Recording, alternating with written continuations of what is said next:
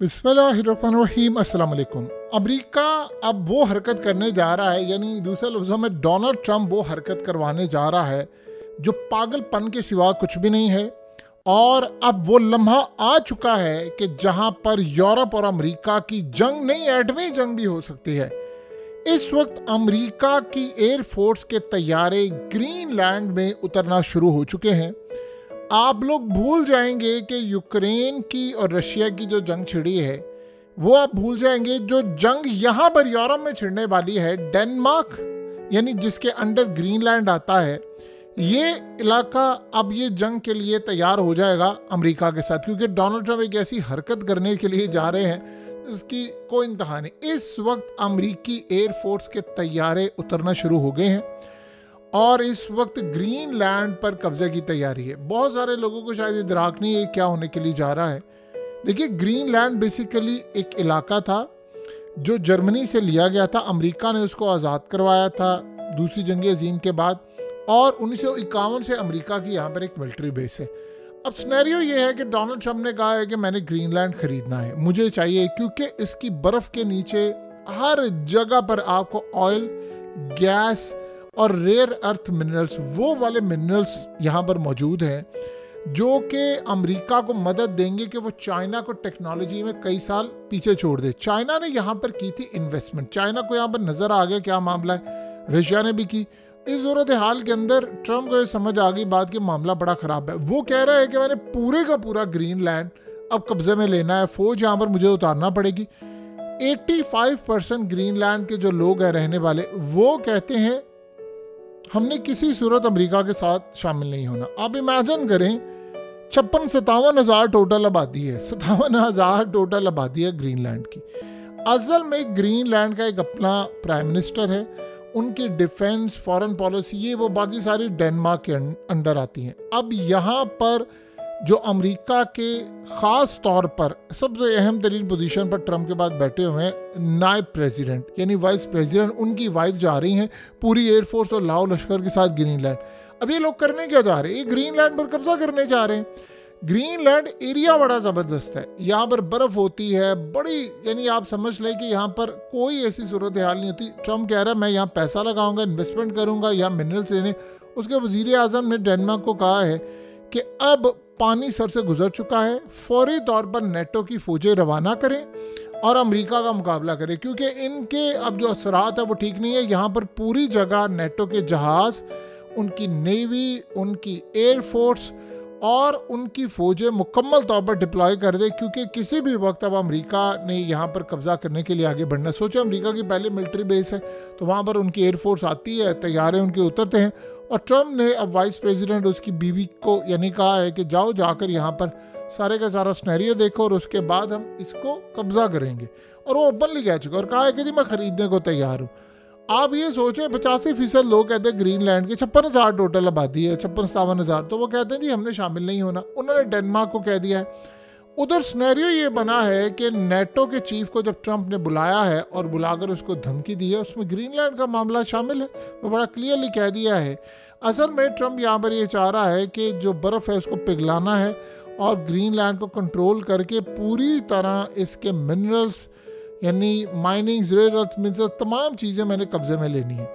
अब वहाँ एक बड़ी अजीबोगरीब सूरत हाल हो रही है। ये जंग अगर बढ़ गई तो आप यूक्रेन और रूस की जंग को भूल जाएंगे। उसकी वजह क्या है? स्नैरियो ये बना है इस वक्त, जो बड़ा ही हैरान कुन स्नैरियो है कि इस सारी सूरत हाल में यूरोप ने यह फैसला किया है कि अमेरिका इस वक्त सारे का सारा मिल चुका है रूस के साथ, और मुस्तकबिल में इनके चाइना से भी हो सकता है ताल्लुकात बेहतर हो जाएं। तो उन्होंने फैसला क्या किया है कि जो यानी न्यूक्लियर पावर है, यानी ख़ास तौर पर आप समझ ले बरतानिया इस सारी सूरत हाल में आगे आ सकता है, लेकिन यूरोप के अंदर फ्रांस एक न्यूक्लियर पावर है। तो अभी उन्होंने पहले फैसला किया है कि फ्रांस के जो एटमी हथियार हैं, न्यूक्लियर वॉरहेड है, वो पूरे के पूरे यूरोप में और ख़ास तौर पर ग्रीनलैंड में डिप्लॉय कर दिए जाए। अब आप ज़रा अंदाज़ा करें ग्रीनलैंड में यानी डिप्लॉय करने का क्या मतलब है। अब आप ये सोच रहे हैं, ये कह रहे हैं कि जर्मनी, पोलैंड और दीगर जगहों में जाकर, यानी जर्मनी एक आइडिया दे रहा है कि जो न्यूक्लियर वेपन्स हैं फ्रांस के और बरतानिया के, ये असल में यूरोप और दीगर कंट्रीज में, यानी साउथ कोरिया में भी आप ले जाएं, जापान में भी ले जाएं, यानी है वो ताकतें, लेकिन उनसे कोई डील ऐसी हो जाए कि अमेरिका का भी मुकाबला हो, नॉर्थ कोरिया का भी मुकाबला हो, बाकी सब का भी मुकाबला हो। यानी आप ये सोचें, अब यूरोप न्यूक्लियर जंग के लिए तैयार हो रहा है, लेकिन अजीबोगरीब बात यह है कि वो अमेरिका के साथ तैयार हो रहे हैं। यानी डोनाल्ड ट्रंप इस लेवल पर आ गया है और इस लेवल पर यूरोप आ गया। वो कह रहे हैं कि ये इलाका हमारे से लेने के लिए आएंगे तो नेटो की फौजें यहाँ डिप्लॉय करें, अमेरिका की फौज से जंग करें, अमेरिका के खिलाफ करें और अमेरिका के खिलाफ न्यूक्लियर यानी हमारे जो हथियार है वो डिप्लॉय करें। देखिए, फ्रांस और बरतानिया के पास न्यूक्लियर वॉर हेड्स हैं बहुत ज़्यादा, तो वो चाह रहे हैं कि कई मुल्कों में हम डिप्लॉय कर दें ताकि किसी भी मुल्क पर हमला हो तो वो आगे से एटमी हमला कर दे। क्योंकि आप ये देखिए, बैलिस्टिक मिसाइल हो, हाइपरसोनिक मिसाइल हो, क्रूज मिसाइल हो, इन्हीं के ऊपर आपने लगाना होता है और वो मुकम्मल तौर पर जाकर हिट कर देते हैं। सो इस सूरत हाल में इतनी बड़ी लड़ाई और इतना तबाहकुन मामला सामने आ रहा है जिसका आप अंदाज़ा भी नहीं लगा सकते। और डेनमार्क ने कह दिया है, उन्होंने इस वक्त बातचीत करना शुरू कर दी है कि अमेरिका की फ़ौजें यहाँ पर आई, दाखिल हुई, तो हम ये काम करेंगे कि हम पूरी तरह नेटो की फ़ौजों का ऑर्डर जारी कर देंगे, अमेरिका के खिलाफ जंग छेड़ देगा। यानी आप ये सोच लें कि यूक्रेन की जंग से बड़ी जंग यहाँ पर छिड़ जाएगी। और उसमें एक बड़ा अजीबोगरीब सिनेरियो है कि अमेरिका के बारे में ये भी मामला सामने आ रहा है कि अमेरिका की यानी जो मिलिट्री बेस है जो 1951 से है यहाँ पर, उसको निकाला जाए। अगर ये हुआ तो ट्रंप, आप ये सोचे, छोड़ेगा नहीं इनको। वो कहेगा हमने तुम्हें आज़ाद करवाया। वो आगे ही कह रहा है कि मैं खरीदने के लिए तैयार हूँ, पैसा देने के लिए तैयार हूँ, सब कुछ तैयार हूँ। यहाँ तक उनको ऑफर की गई कि आपको रेयर अर्थ मिनरल्स चाहिए तो आप ले ले, बातचीत कर ले, इन्वेस्टमेंट कर ले। वो कहता नहीं मैंने पूरे का पूरा ग्रीनलैंड लेना है, जैसे वो कह रहा है कि मैंने कनाडा पूरा लेना है। यानी ये अजीबोगरीब सूरत हाल है कि बिजनेस के नाम के ऊपर आप पूरे का पूरा मुल्क ही खा जाए, आप इलाका ही खा जाए, आप कह दें कि नहीं हमने नहीं छोड़ना। तो अब डेनमार्क ने बड़ी क्लियर वार्निंग जारी कर दी। उन्होंने नेटो के चीफ को कह दिया है कि तैयारी करें और अगर ऐसी सूरत हाल होती है तो मैं आर्टिकल 5 के तहत फौज बुला लूँगा नेटो की, हथियार आएंगे, सब आएंगे और अमेरिका के खिलाफ मामला आगे बढ़ाएं। देखिए, सारी सूरत हाल में एक एक्सट्रीम स्टेप आपको पता है कि रिसेंटली अनाउंस हुआ है और ये कहा गया है कि अगले 5 से 10 साल के अंदर अमेरिका को नेटो से निकाल दिया जाएगा। ये जो 5 से 10 साल का जो फिगर है, ये जानबूझकर छोड़ा गया है।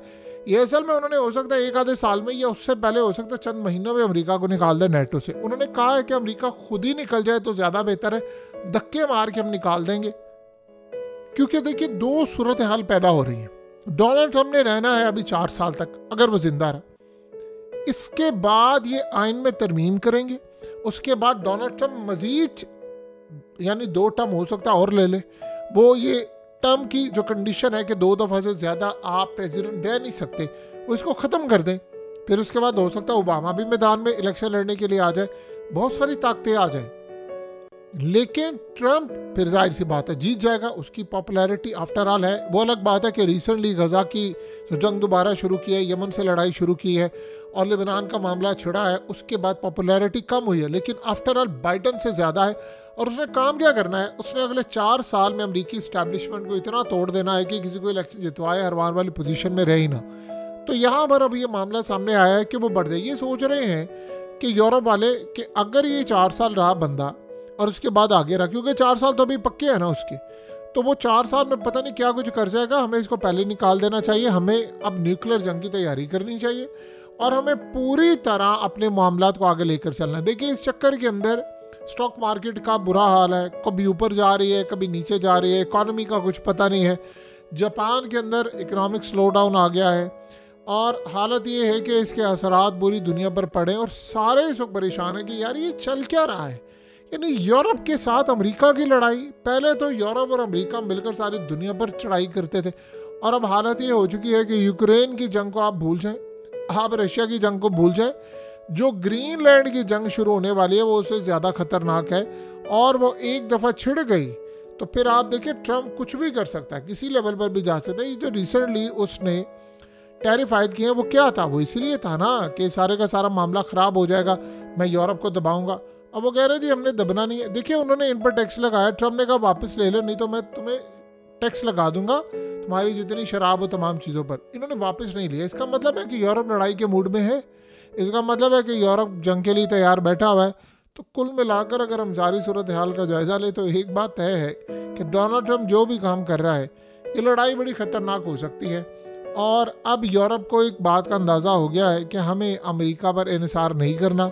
अमेरिका रशिया के साथ मिल चुका है, हमें अपनी ताकत दिखानी है और हमें इनको तबाह बर्बाद करने के लिए हर कसर पार करनी है। लिहाजा अब यूरोप तैयारी कर रहा है। ये बदतरीन पागलपन है डोनाल्ड ट्रंप का कि यहाँ पर आपने एयरफोर्स के तैयारे उतार दिए, फिर जब उन्होंने फ़ौज उतारी तो ये जाहिर सी बात है चीखे मारेंगे।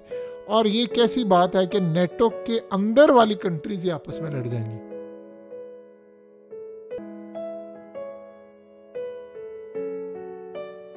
हकीकत टीवी को सब्सक्राइब करना मत भूलें, वीडियो को लाइक करें, शेयर करें और कमेंट सेक्शन में अपनी राय का इजहार ज़रूर करें।